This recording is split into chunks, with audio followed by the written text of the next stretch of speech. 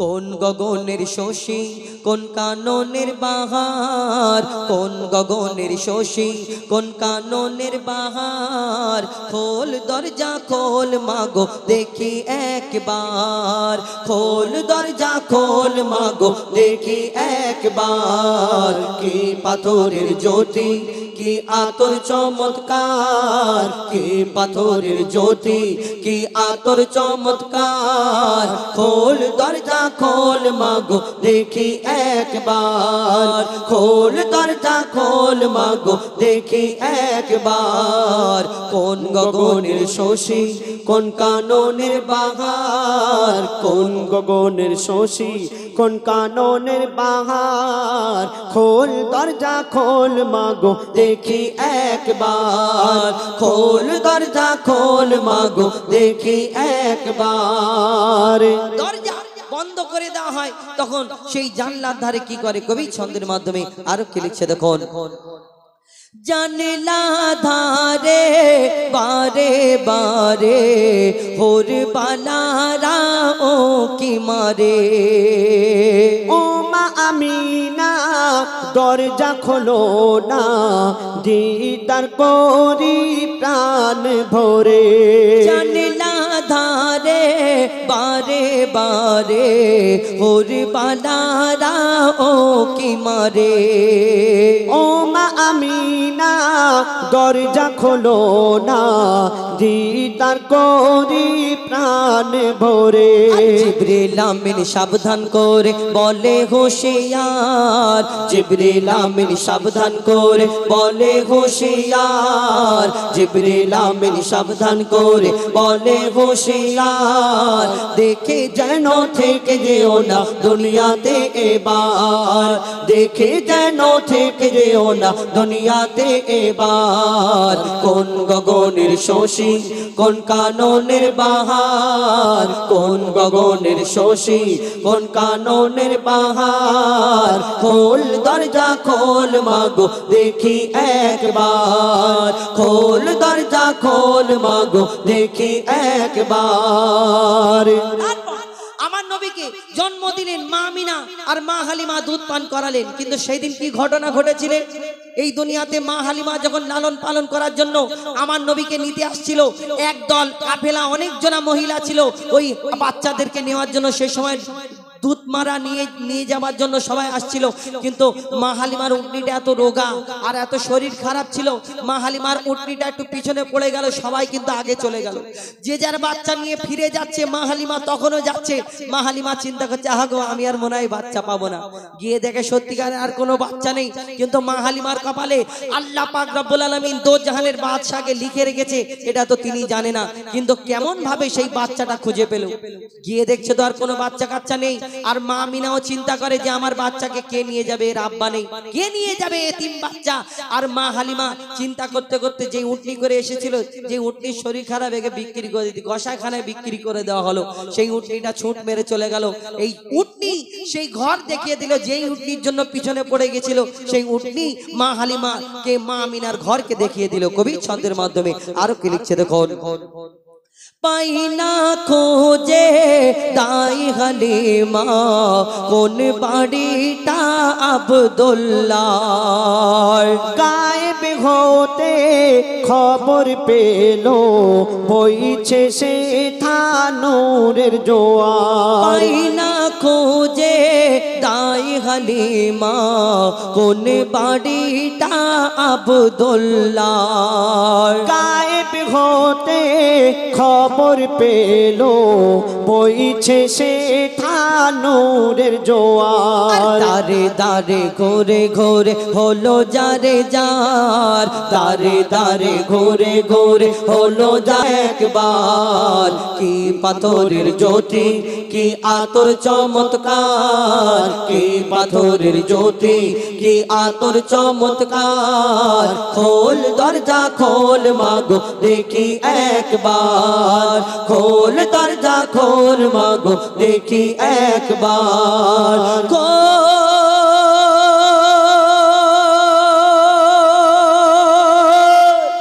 দরজা খোল মাগো নবীজিকে দেখিব একবার। এবার আমার বন্ধুর কণ্ঠ থেকে সিঙ্গেল কণ্ঠে দুটো একটি গজল বলবে, তারপরে আমি সিঙ্গেল কণ্ঠে আসবো, তারপরে ইনশাল্লাহ আবার ডুয়েট কণ্ঠে আপনারা যেমন বলবেন ইনশাল্লাহ পরিবেশন করে শোনাবো। হ্যালো হ্যালো, এবার আপনাদের সামনে সিঙ্গেল কণ্ঠে দুই একটি গজল পরিবেশন করে শোনাবো, আশা করি মনোযোগ সহকারে শুনবেন। আমার নবীজিকে আল আমিন বলা হতো, আল আমিন বলা হতো। তিনি কোনো সময় মিথ্যা কথা বলতেন না, কারো আমানতকে খেয়ানত করতেন না। সেই জন্য মক্কার বেদিনরাও আমার নবীজিকে আল আমিন বলতেন। হার দিলে আছো তুমি,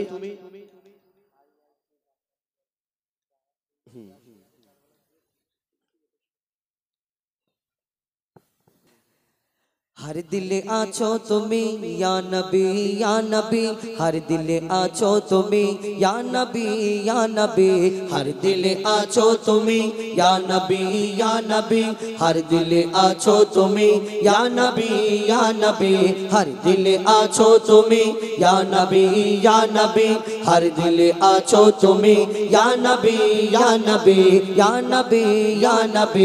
ईमाने एक नहीं या नबी या नबी, ईमाने एक नहीं या नबी या नबी, आ जाने कोराने या नबी या नबी, आ जाने कोराने या नबी या नबी, आरोशे पारोशे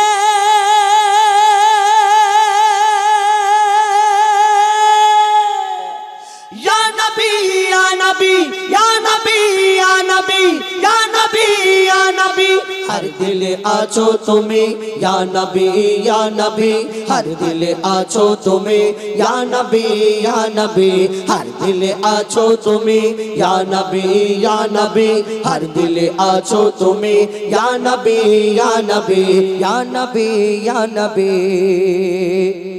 কোরআনের সুর মাঝে পেয়েছি গো তোমায়, কোরআনের সুর মাঝে পেয়েছি গো তোমায়, কোরআনের সুর মাঝে পেয়েছি গো তোমায়, কোরআনের সুর মাঝে পেয়েছি গো তোমায়, মুমিনের হৃদয়ে গাথা পাতায় পাতায় জাহিরে বাতিনে ইয়া নবী শয়নে স্বপনে ইয়া নবী हर दिले आछो तुम्हें या नबी हर दिले आछो तुम्हें या नबी या नबी नूर के जुदा करे खोदा सिजिलो नबी তোমার, नूर के जुदा करे खोदा सृजिलो नबी তোমায়, नूर के जुदा करे खोदा सृजिलो नबी তোমায়, नूर के जुदा करे खोदा सृजिलो नबी তোমায়, তোমার নামের রহমতে বরকত ঝরে দুনিয়ায়, তুমি নূরে নূরানি ইয়া নবী তুমি যে সোনার খনি ইয়া নবী हर दिले आछो তুমি ইয়া নবী हर दिले आछो तुम्हें या नबी या नबी মুক্তামতি চাঁদি সোনা আমি কিছুই চাহি না, মুক্তামতি চাঁদি সোনা আমি কিছুই চাহি না, মুক্তামতি চাঁদি সোনা আমি কিছুই চাহি না, মুক্তামতি চাঁদি সোনা আমি কিছুই চাহি না, নয়ন ভরে দেখবো শুধু সোনার ওই মদিনা, মুজিবুলের মন প্রাণে ইয়া নবী তুমি ধ্যানে আর জ্ঞানে ইয়া নবী हर दिले आछो तुम्हें या नबी हर दिले आछो तुम्हें या नबी या नबी हर दिल आछो तुम्हें या नबी या नबी हर दिल आछो तुम्हें या नबी ईमाने एक ने या नबी ईमाने एक ने या नबी आजाने कोराने या नबी आजाने कोराने या नबी आरोशे पारोशे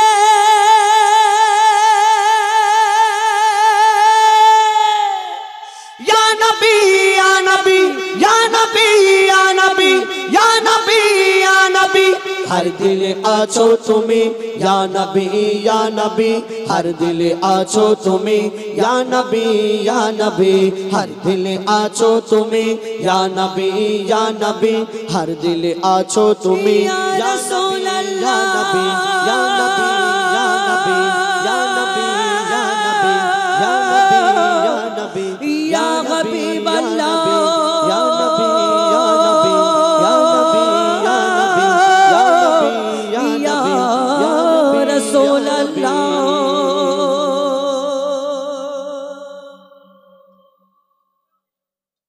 এবার সিঙ্গেল কণ্ঠে আমার বন্ধু আবুল কালাম কবরের গজল গাইবে। হ্যাঁ ওরে ঠিক আছে মারাত্মক ফাটাফাটি অনেক অনেক ধন্যবাদ আমাদের তরফ থেকে এত সুন্দর অপারেটিং করার জন্য সহযোগিতা করার জন্য। এখন সিঙ্গেল কণ্ঠে আমার বন্ধু আবুল কালাম তার কণ্ঠ থেকে শুনুন দুটো একটি গজল, তারপরে আমি আসব, পরপর আমি কয়েকটা গাইবো, গিয়ে তারপরে শেষের দিকে যাব।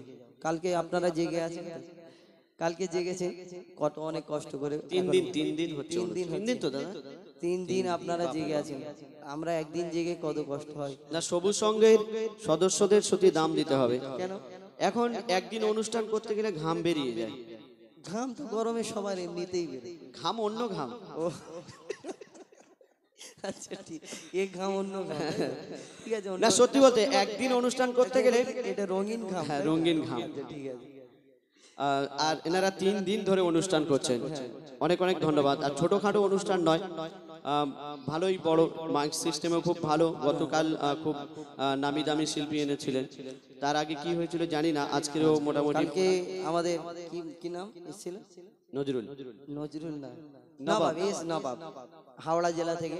আর আমরা তো আপনাদের সেই ঘরের মানুষ মতো হয়ে গেছি, মানে আপনাদের দেখে মনে হচ্ছে সেই একই দর্শক আর একই শিল্পী, খালি এইবার একটু চেঞ্জ হয়েছে মাইক সিস্টেম। আর ওই ইউটিউবার ভাইরা এর আগে এত ইউটিউবার আসেনি। আর অনেক ধন্যবাদ এত দূর আসার জন্য। আর এই চাকার বেড়িয়ার অনুষ্ঠানগুলো আপনারা আমার ইউটিউবার ভাইদের চ্যানেল থেকে দেখতে পাবেন। আমাদের বেশিরভাগ গজল এই সব চ্যানেল থেকে আপনারা দেখেন, ইসলামিক মাহফিল 21, আর আমাদের গাইন টিভি, নাকি গাইন টিভি তো, আর কে কে আছে আমি জানি নি, যাই হোক ওনাদের নামটা বললে আমি বলে দেবো। আর এইসব ইউটিউব চ্যানেলগুলো থেকে আপনারা আজকের এই চাকার বেড়িয়ার অনুষ্ঠানগুলো আগামী কাল থেকে পরশু দিন থেকে এনারা ছাড়তে থাকবেন, দেখতে পাবেন ইনশাআল্লাহ। তখন শুনতে থাকুন আমার বন্ধু আবুল কালাম তার কণ্ঠ থেকে সিঙ্গেল কণ্ঠে, তারপরে আমি সিঙ্গেল কণ্ঠে আসবো, তারপরে শেষের দিকে যাবো ইনশাআল্লাহ। যাই হোক, যে গজলটি আমি গাইবো বলছিলাম, এরপরে এসে ইনশাআল্লাহ 5 ওয়াক্ত নামাজ কিভাবে এলো, কি মিষ্টি মধু মোহাম্মদের, ও আচ্ছা 5 ওয়াক্ত নামাজের গজল ইনশাআল্লাহ গিয়ে শোনাবে।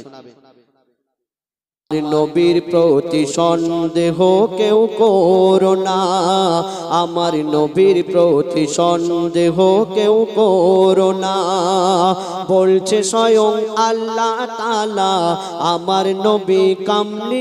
শুনে এবার আপনার সামনে একটি ছোট্ট করে কবরকে উদ্দেশ্য করে গজল শোনাবো। আল্লাহ পাক কোরআন শরীফের মধ্যে ঘোষণা করলেন, কুল্লু নাফসিন যায়কাতুল মাউত, অর্থাৎ মরণের পেয়ালা সবাইকে চাখতেই হবে। আর একদিন না একদিন এই মায়ার দুনিয়া ছেড়ে সকলকে চলে যেতে হবে। কিন্তু কার কখন এই জীবনের হায়াত, এই জীবনের সময় ফুরিয়ে যাবে আমরা নিজেরা কেউ জানি না।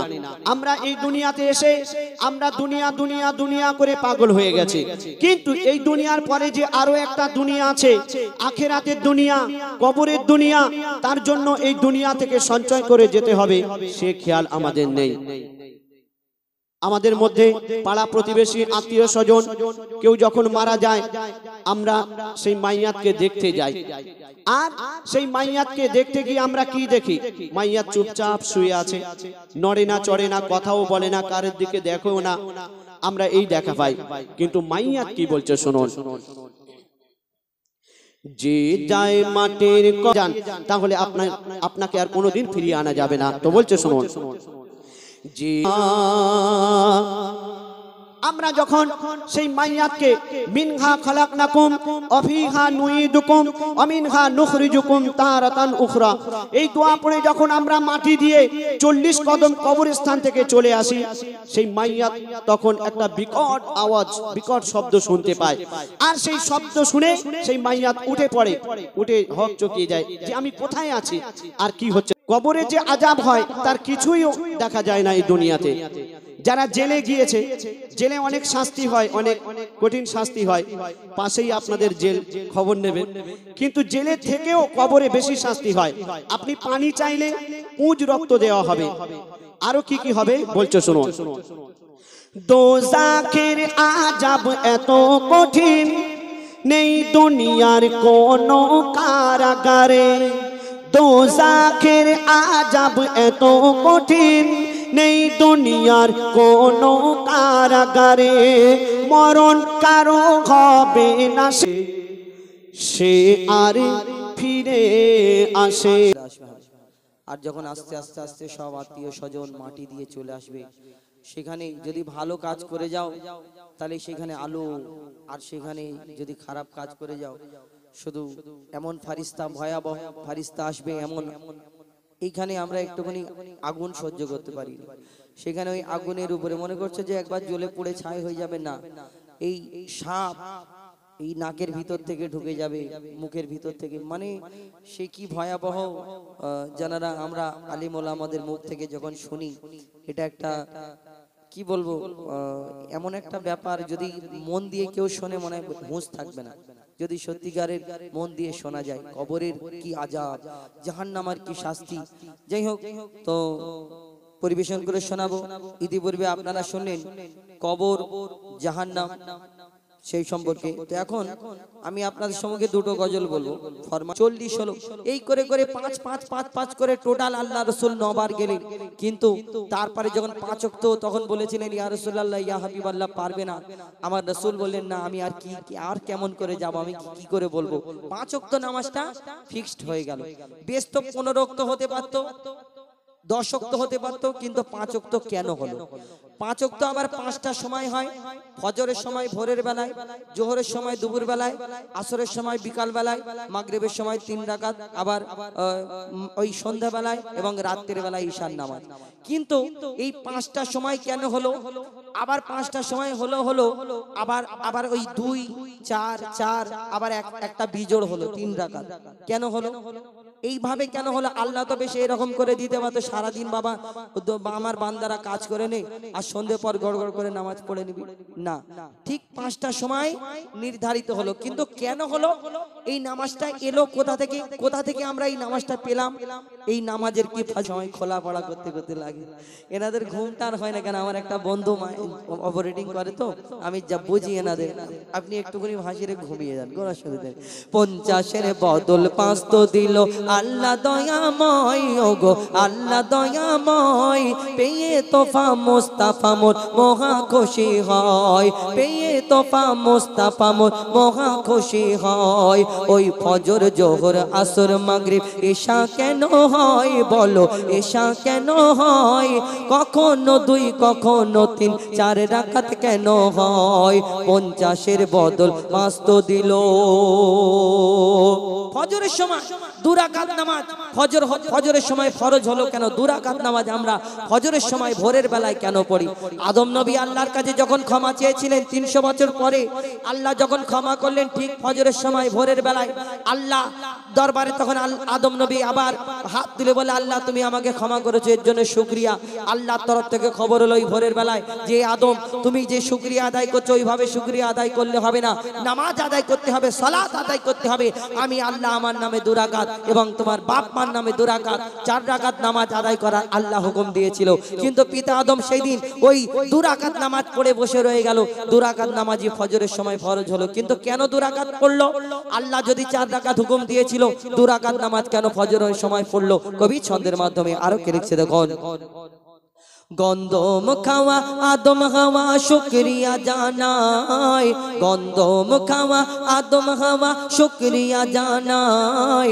আল্লাহ বলে মিললে যে 4 রাকাত পড়তে হয়, আল্লাহ বলে মিললে যে 4 রাকাত পড়তে হয়। খোদার নামে 2 রাকাত আর খোদার নামে 2 রাকাত আর 2 রাকাত বাপ মার, আর 2 রাকাত নামাজ পড়ে আদম যে চুপচাপ, 2 রাকাত নামাজ পড়ে আদম যে চুপচাপ। কেন?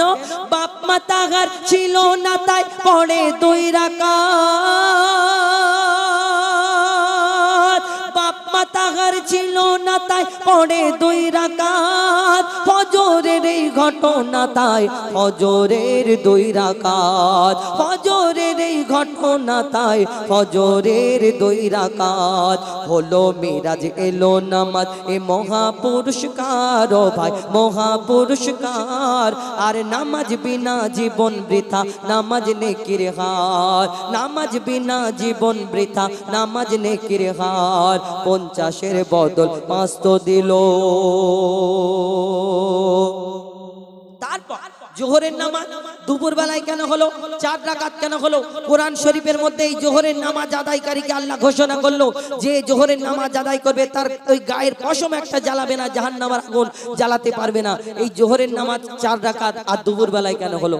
নমরুদ যখন ইব্রাহিম নবীকে আগুনে নিক্ষেপ করলো, ঠিক এই সময় দুপুর বেলায় ওই আগুন থেকে আল্লাহ উদ্ধার করার পরে আল্লাহর দরবারে ইব্রাহিম নবী আগুনকে যখন ঠান্ডা করে দিল, ওই আগুনের মধ্যে আল্লাহকে শুকরিয়া আদায় করলো, আল্লাহ তুমি সবকিছু পারো, তুমি মহান, তুমি সবকিছু পারো।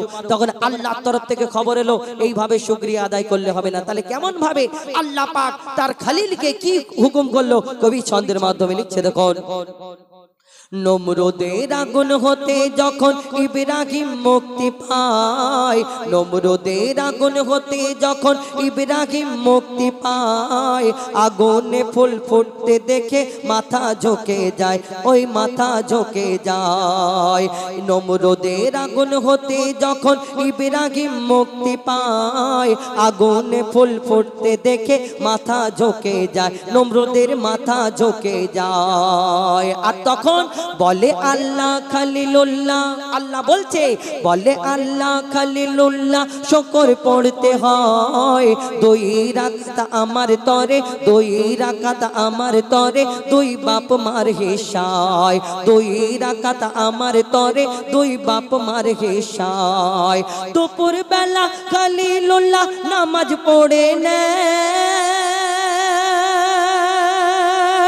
দুপুর বেলা খলিলুল্লাহ নামাজ পড়ে নেয়। এর নাম যে জোহর পেল কদর কোরআনের পারায়, এর নাম যে জোহর পেল কদর কোরআনের পারায়। এই জোহর নামাজ আদায়কারী সে মোর প্রিয় হয়, ওগো সে মোর প্রিয় হয়। তার গায়ের পশম খোদার কসম দোজাক না জ্বালায়, তার গায়ের পশম খোদার কসম দোজাক না জ্বালায়। 50-এর বদল 5 তো দিল। তারপর বিকাল বেলায় আসরের নামাজ হলো কি করে? 4 রাকাত কেন হলো? কি ঘটনা ঘটেছিল? কবি ছন্দের মাধ্যমে আরো কে লিখছে দেখুন। 40 দিন মাছের পেটে ছিল ইউনুস নবী, ইউনুস নবী মাছের পেটেতে ছিল, মাছ খেয়ে নিল, আল্লাহর হুকুমে আবার কিন্তু বার করে দিল। আল্লাহ যদি চাইতো ওই মাছের হুকুম, মাছের কোনো ক্ষমতা হতো ইউনুস নবীকে খেয়ে নিত না, সব আল্লাহর ইচ্ছা, আল্লাহর এর মধ্যে কোনো খেলা ছিল। কবি ছন্দের মাধ্যমে লিখছে দেখুন। আর ইউনুস নবী যখন মাছের পেট থেকে বের হলো, আল্লাহ তুমি সব পারো, আমাকে 41 দিন পরে 40 দিন পর মাছের পেট থেকে বার করে দিয়েছো, তোমার কাছে কি করে শুকরিয়া আদায় করব? আল্লাহ বলো ইউনুস তুমি শোনো শোনো, তুমি ওইভাবে শুকরিয়া আদায় করছো, তুমি নামাজ নামাজ আদায় করো। কিভাবে শুকরিয়া আদায় করার হুকুম দিল আল্লাহ, কবি ছন্দের মাধ্যমে লিখছে দেখুন। 40 দিন মাছের পেটে ছিল ইউনুস নবী, মুক্তি দিয়ে বলে খোদা নামাজ পড়ে নেবে, ইউনুস নামাজ পড়ে নেবে। আল্লাহর নামে 2 রাকাত আর 2 রাকাত বাপ মার, আল্লাহর নামে 2 রাকাত আর 2 রাকাত বাপ মার, আর 2 রাকাত নামাজ পড়ে আদম যে চুপচাপ, 2 রাকাত নামাজ পড়ে 47 দিন মাছের পেটে ছিল ইউনুস নবী, মুক্তি দিয়ে বলে খোদা নামাজ পড়ে নেবে, ইউনুস নামাজ পড়ে নেবে। আল্লাহর নামে 2 রাকাত আর 2 রাকাত বাপ মার, আর 4 রাকাত নামাজ পড়ে ইউনুস শুকরিয়ার, সেদিন 4 রাকাত নামাজ পড়ে ইউনুস শুকরিয়ার। এই নামাজ যখন পড়ে তখন বিকাল বেলা, এই নামাজ যখন পড়ে তখন বিকাল বেলা, আধার আলো আকাশেতে করছিল যে খেলা, তখন আধার আলো আকাশেতে করছিল যে খেলা। ও কি মারে নাকি তোমার এই আসরের বেলা রে ভাই, এই আসরের বেলা। আর তওবা করো না, তওবা করো নামাজ পড়ো জপো তাসবিহ মালা, তওবা করো নামাজ পড়ো জপো তাসবিহ মালা। 50-এর বদল 5 তো দিল, সব হলো জোড় 2 4 4, কিন্তু ওই মাগরিবের নামাজ 3 রাকাত বিজোড় কেন হলো? এই দুনিয়াতে হাদিসের মধ্যে মতভেদ রয়েছে। কোন হাদিসের মধ্যে ওই আইয়ুব আলাইহিস সালাম শরীর খারাপ না দাউদ নবী, যাই হোক দুটো নবীর মধ্যে কোন একটা নবী শরীর খারাপ হয়ে গিয়েছিল, আল্লাহর হুকুমে 4 রাকাত নামাজ পড়ার হুকুম করেছিল, শরীর খারাপ হয়ে গিয়েছিল, তিনি 3 রাকাত নামাজ পড়ে বসে গিয়েছিল। আর আমার কবি তিনিও একটা কোন কিতাবের মধ্য থেকে সংগ্রহ করে, কোন হাদিসের মধ্য থেকে সংগ্রহ করে লিখেছেন এই দুনিয়াতে মাগরিবের নামাজ 3 রাকাত কেন হলো, বিজোড় কেন হলো? কবি ছন্দের মাধ্যমে লিখছে দেখুন। এই দুনিয়াতে ঈসা নবীকে, ওই ঈসা নবীকে বিনা বাপে দুনিয়ার মধ্যে, এই দুনিয়ার মধ্যে পাঠালেন, তার আব্বা জান ছিলেন না। ঈসা নবী দুনিয়াতে এসে প্রচার করছে, বলো লা ইলাহা ইল্লাল্লাহ ঈসা রুহুল্লাহ। আর ওই ইহুদিরা ঈসাকে কটাক্ষ করতো, কেন? ঈসাকে বলতো, ঈসা তুমি যে কলমা প্রচার করছো, এক আল্লাহর প্রচার করছো, তোমার আল্লাহকে দেখা যায় না, নিরাকার আল্লাহ। আর দেখো আমাদের ভগবানগুলো সবার মূর্তি আছে, কে কেমন দেখতে, অনেক রকম ঠাকুর ছিল না, মূর্তি ছিল, দেখো আমাদের ভগবানগুলো কিরকম দেখতে, কিন্তু তুমি যে প্রচার করছো লা ইলাহা ইল্লাল্লাহ ঈসা রুহুল্লাহ, তোমার আল্লাহকে দেখা যায় না। আর আমাদের সবাইয়ের বাপ আছে, কিন্তু তোমাদের বাপ, তোমার বাপ নেই, তুমি বিনা বাপে দুনিয়াতে এসেছো মা মারিয়ামের গর্ভ থেকে, আর এসে এইরকম প্রচার করছো লা ইলাহা ইল্লাল্লাহ নিরাকার আল্লাহ এই দুনিয়াতে। তাহলে তোমার বাপটা কে?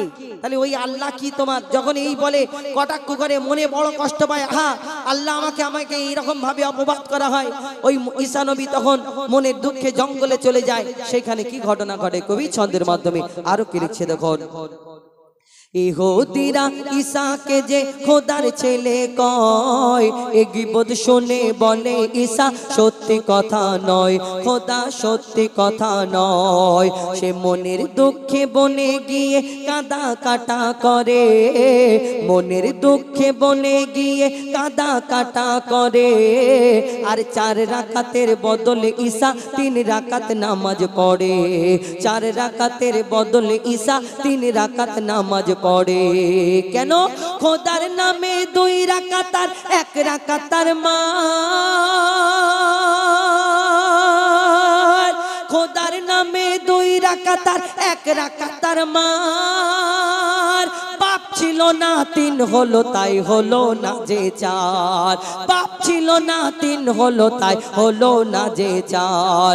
এই নামাজ যখন পড়ে তখন যে মাগরিব, ও ভাই তখন যে মাগরিব। শোন রে এতিম বাপের স্নেহ দেবে এ মাগরিব, শোন রে এতিম বাপের স্নেহ দেবে এ মাগরিব। 50-এর বদল 5 তো দিল, সব শেষ। ঈশান নামাজ 4 রাকাত কেন হলো এবং ওই রাত্রে কেন হলো, কি ঘটনা ঘটেছিল কবি ছন্দের মাধ্যমে আরো কি লিখছে দেখুন। খোদা দ্রোহী ফেরাউন দিচ্ছিল বড় জ্বালা। কাকে? মুসা নবীকে। এই দুনিয়াতে ফেরাউন বড় জ্বালা যন্ত্রণা দিচ্ছিল, তাড়া করলো লোক লস্কর নিয়ে। আর মুসা নবী ছুটতে ছুটতে ওই নীল নদের সামনে। আল্লাহ এবার কি হবে? আল্লাহ বলে তোমার আশাবাড়িটা মুসা ওই নীল নদের মধ্যে রেখে দাও, তারপরে বাকি কাজ আমি আল্লাহ আমার উপরে ছেড়ে দাও। তারপর মুসা নবী যখন ওই আশাবাড়িটা আল্লাহর হুকুমে নীল নদের উপরে রাখলো, তারপর কি ঘটনা হলো এবং এই ঈশান নামাজ 4 রাকাত কেন হলো এবং এই ঈশান নামাজ যদি কেউ পড়ে প্রত্যেক দিন তার জন্য কি ফায়দা আছে, কবি ছন্দের মাধ্যমে আরো কি লিখছে দেখুন। খোদা দহি ফেরাউন দিচ্ছিল বড় জ্বালা, আর আল্লাহ বলে মুসা নবী দেশ ছেড়ে তুই পালা, ও মুসা দেশ ছেড়ে তুই পালা। মুসা নীল দরিয়ায় আশা মারে দরিয়া হলো ফাঁক, নীল দরিয়ায় আশা মারে দরিয়া হলো ফাঁক। আর ওই পারেতে উঠলো মুসা ডোবে ফেরাউনের ঝাঁক, ওই পারেতে উঠলো মুসা ডোবে ফেরাউনের ঝাঁক। পারে যখন উঠলো মুসা তখন ছিল ঈশা, পারে যখন উঠলো মুসা তখন ছিল ঈশা। আশা তুলে মুসা পড়ে 4 রাকাতের ঈশা, সেদিন আশা তুলে মুসা পড়ে 4 রাকাতের ঈশা। এই ঈশার নামাজ এত মহৎ এত ফাজিলাত ভাই, এত ফাজিলাত। আর 4 রাকাত পড়লে হয় সারা রাতের ইবাদত, 4 রাকাত পড়লে হয় সারা রাতের ইবাদত। 50-এর বদল 5 তো দিল আল্লাহ দয়াময়, ওগো আল্লাহ দয়াময়। পেয়ে তোফা মুস্তাফা মোর মহা খুশি হয়, পেয়ে তোফা মুস্তাফা মোর মহা খুশি হয়। ওই ফজর জোহর আসর মাগরিব ঈশা কেন হয় বলো, ঈশা কেন হয়? আর কখনো 2 কখনো 3 4 রাকাত কেন হয়? কখনো 2 কখনো 3 4 রাকাত কেন হয়? একটি নামাজ সম্পর্কে, যে নামাজ আমরা পড়ি, এই নামাজ কিভাবে দুনিয়াতে আসলো, এই নামাজের কি ফাজিলাত এবং এই নামাজ পড়লে কি ফায়দা আছে, সে সম্পর্কে একটি গজল শোনালাম। এখন আরো একটি ফরমাইশ মোতাবেক জান্নাত সম্পর্কে আমার বন্ধু শোনালে জাহান্নাম আর কবর। কবরে গেলে কি মার খাবে, কবরে গেলে কি শাস্তি হবে, কিরকম কি করা হবে, কিরকম ভাবে দোয়া হবে, সবকিছু আমার বন্ধু তার কণ্ঠ থেকে শোনালেন। আমি খুশির খবরটা দিই, ও দুঃখের খবরটা দিয়েছে। ও বলেছে জাহান্নাম আর কবর। আমি বলছি মরার পরে যদি আল্লাহ খুশি হয় জান্নাতে যদি দেয়। আমরা এখানে অনেক মানুষ আছি, যদি জান্নাতে একবার আমরা যাই তাহলে জান্নাতে গেলে কি কি আমাদের হবে, জান্নাতে কি ফায়দা আছে, জান্নাতে কি। এই দুনিয়াতে আমরা অনেক মজায় আছি, অনেক আরামে আছি, আমরা আরামে নি। অনেক জনা মনে করে দূর বাবা, আল্লাহ এত গরিব মানুষ করেছে, আমার কিছু ভালোভাবে চলে না। মনে করে সে আম্বানি, এ একদম দুনিয়াতে অ্যাশ করছে। আর তোমার এই আম্বানির যে অ্যাশ যেটা দেখছো, এই অ্যাশ মানে যে আরাম, আয়েশ আরাম যে আছে, এই কিচ্ছু না, তুচ্ছ। ওই জান্নাতের মধ্যে একবার যে যাবে সে কোনোদিন আর কোনোদিন জান্নাতের মধ্যে কেউ, জান্নাতে কি কি হবে, জান্নাতে না ঠান্ডা লাগবে না গরম হয়, এসি লাগাতে হবে না, জান্নাতে গরম হবে না ঠান্ডা লাগবে, শীতের জন্য লেপ কম্বল নিতে হবে না। জান্নাতে যে যাবে সে কোনোদিন মরবে না, জান্নাতে যে যাবে সে কোনোদিন বুড়ো হবে না। বুড়োরা জান্নাতে যাবে না, বুড়োরা জান্নাতে যাবে না। বুড়োরা, তাই বলে বুড়োরা, বুড়ো হচ্ছে দুনিয়াতে, কিন্তু বুড়োরা জন হয়ে যাবে তখন যারা জান্নাতে প্রবেশ করবে। আর এই সাদা সাদা দাড়ি থাকবে আমাদের, না আমরা বুড়ো টুকটুক করে চলতে পারিনি, ভালো করে লাঠি ধরে চলি, এরকম না। যারা জান্নাতে যাবে সব পুরো ফিট হয়ে যাবে, ইয়ং। আর জান্নাতে যে যাবে সে কোনোদিন মরবে না, জান্নাতে খাওয়া দাওয়ার টেনশন থাকবে না, জান্নাতে বউর সঙ্গে ঝামেলা হবে, বাজার হাট করতে হবে, তোমাকে বললাম এটা এনে দাও না। জান্নাতের মধ্যে একটা শুক্রবারে করে বাজার বসবে, আমাদের এখানে বাজার বসে, জান্নাতের মধ্যে একটা শুক্রবারে করে হাট বসবে, সেই হাট থেকে কি কিনতে পারবে মানুষ। এই জান্নাতের মধ্যে না ঠান্ডা লাগবে না গরম হবে, জান্নাতে না খাবার টেনশন থাকবে না খিদে লাগবে, না জান্নাতের মধ্যে কি কি হবে সেই সম্পর্কে অতি মূল্যবান কথাই কবি ছন্দের মাধ্যমে লিখছেন, আমি আপনাদের সম্মুখে তুলে ধরব। কবি ছন্দের মাধ্যমে লিখছে, দেখুন।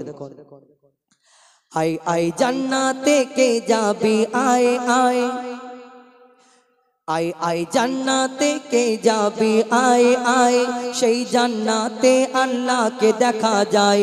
আয় আয় আয় আয় সেই জান্নাতে আল্লাহকে দেখা যায়। সেটাই ফেরেশতা হোর আর সারাবন্ত হোর, সেটাই ফেরেশতা হোর আর সারাবন্ত হোর, ভরপুর সুখ শান্তি সেটাই। সেই জান্নাতে আরো কি হবে, কবি ছন্দের মাধ্যমে অতি মূল্যবান কথাই লিখছে দেখুন। চির সেটাই ওই আমরা এই দুনিয়াতে আমাদের বাচ্চা কাচ্চা হয়, দুনিয়া বাড়ে আস্তে আস্তে, না জান্নাতের মধ্যে সেখানে কেউ কারোকে জন্ম দেবে না, কেউ কারোর কাছ থেকে জন্ম নেবে না। কবি লিখছে দেখুন, জান্নাতের মধ্যে একটা হাট বসবে, বাজার বসবে, সেই বাজারে কি পাওয়া যাবে, কাকে কাকে দেখা যাবে। আমরা শুনেছি দুনিয়াতে 1 লাখ অথবা 2,24,000 নবী, কিন্তু সব নবীর নামও জানি না। কয়েকটা গুণে মাত্র কোরআনে ওই কয়েকটা নবীর নাম শুনেছি 1,24,000 অর্থাৎ 2,24,000 নবী ওই জান্নাতের মধ্যে সব নবীকে দেখতে পাবে। জান্নাতের মধ্যে আল্লাহকে দেখতে পাবে। আল্লাহ কেমন, সেই জান্নাতের বাজারেতে আরো কি কি হবে, কবি ছন্দের মাধ্যমে লিখছে দেখুন। প্রতি শুক্রবারে জান্নাতে বসবে এক বাজার, সেটাই কি কেনা যাবে, শোনো যাবে তেমন রূপ। দুনিয়াতে আমরা ওই ঈদ হলে কত টাকা খরচ করি না, ফেসিয়াল করি, আমার মা বোনেরা ওই বিউটি পার্লারে যায়, কত সুন্দর হওয়ার চেষ্টা করি।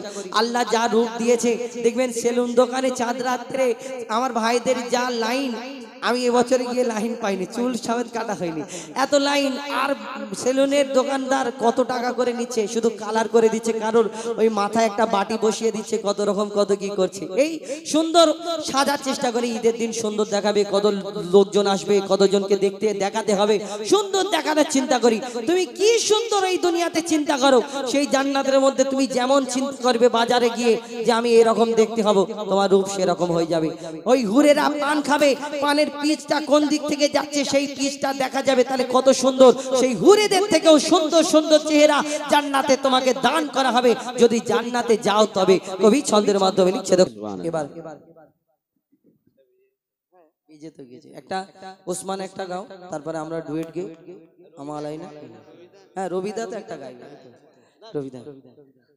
এখন আমাদের উসমানের কণ্ঠ থেকে শুনুন একটা গজল, তারপরে আমরা আসবো ডুয়েট কণ্ঠে দুটো একটা গজল বলে আপনাদের ছুটি দিয়ে দেবো। আর কষ্ট দেবো না, অনেকক্ষণ ধরে বসে আছে, আমার অনেক খালারা ঘুমিয়ে যাচ্ছে বসে বসে, আমার কাকারা অনেকজন, আমার মুরব্বী বয়োজ্যেষ্ঠ চাচা যান অনেকজনা, 2-1 বসে রয়েছেন অনেক কষ্ট করে, আর ওনারাও কষ্ট করে বসে থাকবে, আর আমাদের কষ্ট হবে না। আমরা আপনাদের আর বেশি বিরক্ত করব না। আর এখন উসমানের কণ্ঠ থেকে শুনুন, তারপরে আমি আবার ডুয়েট কণ্ঠে এসে তারপরে শেষ করি। হ্যালো, তো শুনলেন আপনাদের রিকোয়েস্টের কালাম, আমি আর কি গাইবো, কারণ যাদেরকে ফলো করে, যেসব গজল ফলো করে আমরা আজকে এই জায়গায় এসেছি, আদমের কদম বা আমার হুজুফে ভাইজানের যে গজলটি হারিয়ে সেদিন, মাকে নিয়ে গজল, আরও অনেক গজল আমরা শুনে শুনে মুখস্থ হয়ে গেছে। যাই হোক, আমি অধম এমডি ওসমান মোল্লা গজল পরিবেশন করব মাকে নিয়ে, কারণ আজকে দেখতে পাচ্ছি সব থেকে বেশি আমার মায়েরা এখানে বেশি, দাদা ভাইদের থেকে বেশি।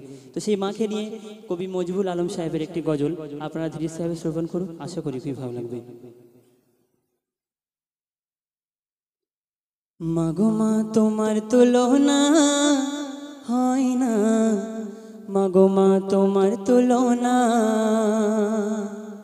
মাগো মা তোমার তুলনা হয় না, মাগো মা তোমার তুলনা, মাগো মা তোমার তুলনা হয় না, মাগো মা তোমার তুলনা, মাগো মা তোমার তুলনা হয় না, মাগো মা তোমার তুলনা। তুমি আমার জান, তুমি আমার জান, তুমি আমার প্রাণ, তুমি আমার জান, তুমি আমার প্রাণ, তুমি শুধু তোমার উপমা,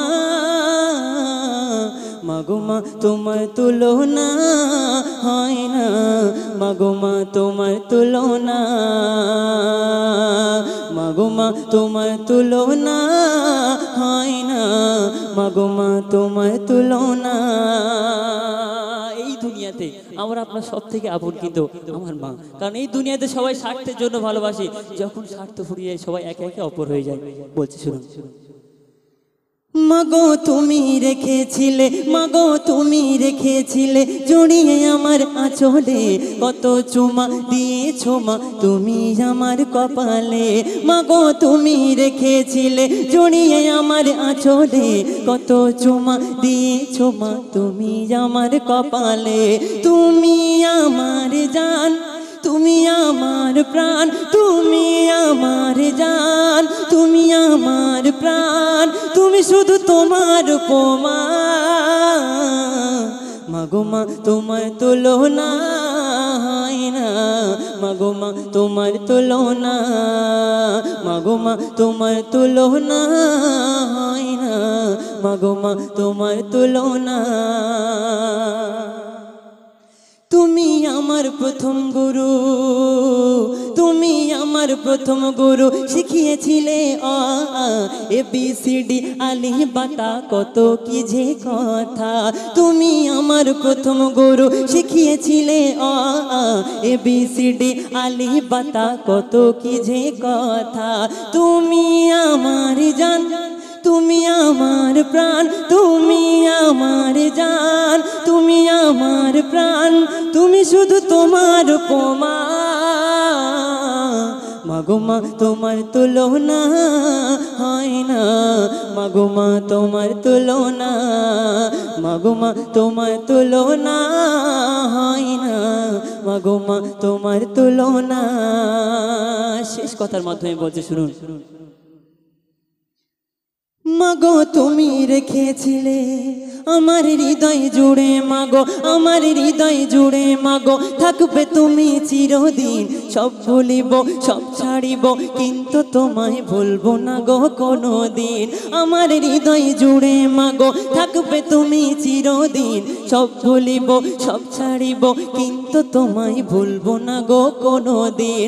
তুমি আমার জান, কে আমার মা জননী, তুমি আমার জান, তুমি আমার প্রাণ, তুমি আমার জান, তুমি আমার প্রাণ, তুমি শুধু তোমার উপমা। মাগো মা তোমার তুলনা হয় না, মাগো মা তোমার তুলনা, মাগো মা।